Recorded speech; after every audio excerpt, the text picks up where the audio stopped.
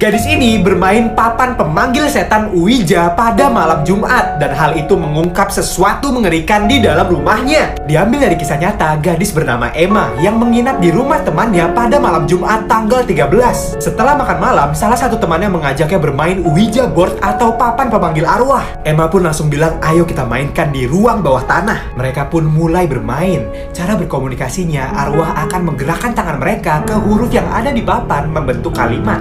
Mereka mulai ketakutan saat tangan mereka benar-benar digerakkan arwahnya. Emma yang rada peka bisa melihat wajah setan itu di cermin seorang kakek tua. Emma takut itu setan jahat, tapi mereka tetap lanjut untuk tahu apa yang arwah ini inginkan. Mereka bertanya nama dan setan ini menjawab dia bernama Dan dan istrinya bernama Gina. Setan ini juga secara berulang bilang 40 luka di bak mandi dan angka 790 yang menunjukkan cinta. Lalu mereka kaget ketakutan saat setan ini bilang anaknya masih ada di rumah ini. Lanjut part 2. Part 2, gadis yang bermain papan pemanggil setan Ouija, dan hal itu mengungkap sesuatu mengerikan yang ada di rumahnya. Setelah setan itu bilang kalau dia punya anak perempuan, dia lalu menceritakan kalau anaknya dulu pernah diculik lalu diperkosa. Setelah itu anaknya depresi dan melukai dirinya sendiri di atas bak mandi sebelum akhirnya dia mengakhiri hidupnya.